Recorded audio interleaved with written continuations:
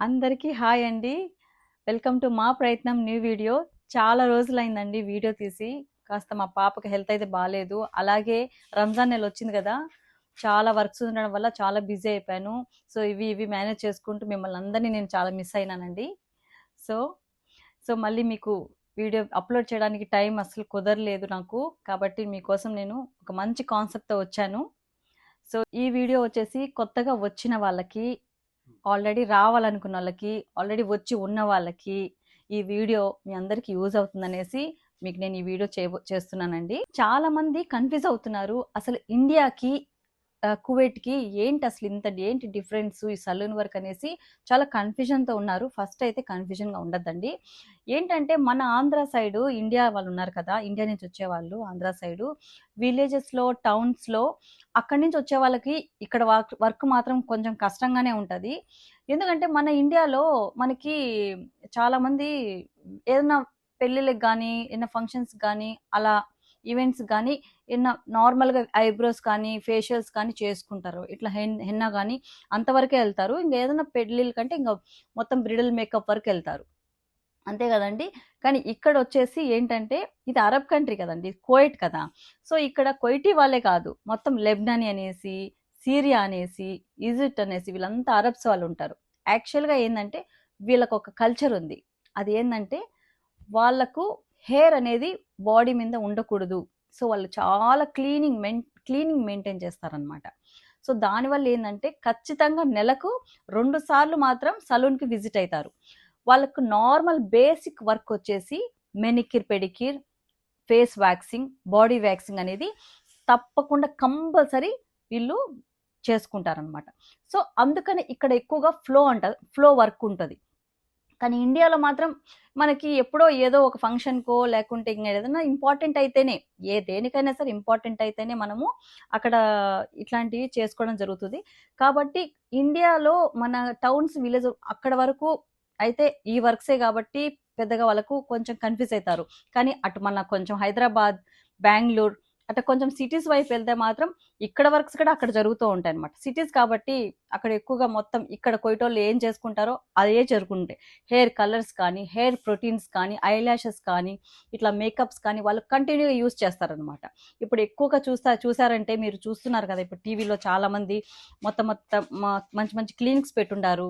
Permanent makeups అనేసి, laser అనేసి ఇట్లాంటివి కొత్తగా పెట్టడం వల్ల మొత్తం సినిమా యాక్టర్స్ కానీ అక్కడ కొంచెం బాగా ఉన్న వాళ్ళు, హైగా ఉన్న వాళ్ళు ఈ వర్క్స్ అన్నిటినీ వాళ్ళు అక్కడ అలవాటు అనమాట. సో వాళ్ళకి అన్ని తెలుసుంటాయి. అక్కడి నుంచి వచ్చిన వాళ్ళకి ఇక్కడ అసలు నథింగ్ అనమాట, ఈజీ అయిపోతుంది. కానీ ఇట్లా మనకు టౌన్లో, విలేజెస్లో నుంచి వచ్చే వాళ్ళకి ఏం తెలుస్తుంది, ఇక్కడ వర్క్ అనేది కొంచెం కష్టంగానే ఉంటుంది. ఎందుకంటే ఇంకా మీకు డిఫరెన్స్ అర్థమైపోయింది కదా, ఎక్కడి నుంచి వస్తే మనకి. ఇట్లా సిటీస్ నుంచి వచ్చిన వాళ్ళకైతే ఇక్కడేమో వర్క్ ఈజీగానే ఉంటుంది, ఎందుకంటే అక్కడ అయ్యే చేసుకుంటా ఉంటారు. కానీ మ్యాక్సిమం ఇప్పుడు అంతా మొత్తం సిటీస్లో ప్రతి ఒక్కటి వచ్చేసి ఉంటుంది, పర్మనెంట్ మేకప్ అని, లేజర్ అనేసి. సో అలా ఉంటుంది అనమాట వర్క్ అంటే. ఈ ఇండియాకి, కువైట్కి అదే అండి డిఫరెన్సు. ఇక్కడ మాత్రం బాగా అందరూ ఎక్కువ చేసుకుంటూ ఉంటారు కాబట్టి ఇక్కడ ఫ్లో ఉంటుంది. కాబట్టి ఒక్క వీధిలో ఈజీగా 10-20 వరకు సలూన్లే ఉంటాయి. కాబట్టే ఇక్కడ నీకు అంతగా సలూన్ వర్క్ అనేది అంత ఇదిగా జరుగుతుంది. మనకి ఇండియాలో అట్లా టౌన్స్లో, విలేజెస్లో వచ్చిన వాళ్ళకి అంత ఫ్లో ఉండదు కాబట్టి వాళ్ళకి ఇక్కడ వర్క్ కొంచెం తేడాగా, కొంచెం కొత్తగా అనిపిస్తుంది. అంతే అండి తేడా. సో ఇక్కడికి అక్కడికి వర్క్స్ కానీ నేర్చుకుంటే ఇది మనకు లేడీస్కి దీనంత బెనిఫిషియల్ వర్క్ ఇంకేది ఉండదు. ఎందుకంటే ఇది మనకి చేతి పని అంటారు కదా, ఎక్కడున్నా బ్రతకచ్చు మనము. లేడీస్కి ఇది మంచి ఫుట్పాత్ అని చెప్పచ్చు. సో గ్రోయింగ్ వాళ్ళకి కానీ, ఆల్రెడీ గ్రో అయిన వాళ్ళకి కానీ సో మంచి లైఫ్ ఉంటుంది ఈ వర్క్లో మాత్రం. సో నేను ఈరోజు మా ఫ్రెండ్ ఒక అమ్మాయి ఇండియాకి వెళ్తుంది. సో నేను కువైట్లో నేను ఈ వర్క్ నేను మీకు చూపిలేను. సో అందుకనేసి మా ఫ్రెండ్కే నేను చేస్తూ ఆ అమ్మాయికి నేను ఒక గిఫ్ట్గా ఇవ్వచ్చు నా వర్క్ అన్నట్టుగా చేస్తున్నాను. అలాగే మీకు వర్క్ నేను చూపిస్తూ మీకు యూజ్ అవుతుందనేసి మా ఫ్రెండ్ని నేను ఇన్వైట్ చేశాను. సో ఆమెకి నేను ఎలా చేసేది మీరు చూసేయండి. నేను వ్యాక్స్ ఇప్పుడు ప్రస్తుతానికి ఈరోజు నేను మీకు చూపించేది వచ్చేసి వ్యాక్స్ అనమాట, ఫేస్ వ్యాక్స్. ప్రతి ఒక్క వర్క్ నేను ఒక్కొక్క వీడియోలో పెట్టడం జరుగుతుంది. ప్రొఫెషనల్ వర్క్స్ నేను చేసేటి అన్నీ పెడతానండి.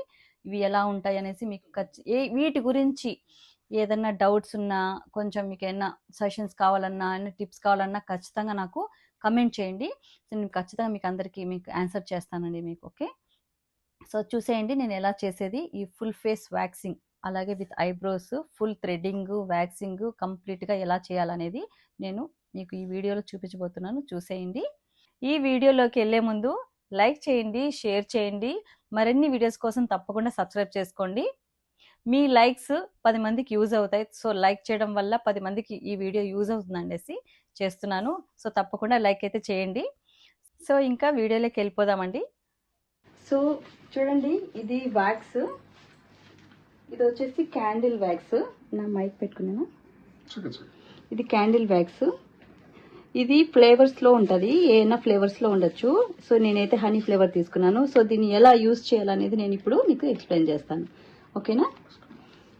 మైక్ పెట్టు. చూడండి, ఇట్లా స్టిక్స్తో ఇలా తీసుకునేసి ఫేస్కి ఇలాగా అప్లై చేసుకోవాలి. స్మాల్ క్వాంటిటీస్లో అప్లై చేసుకోండి.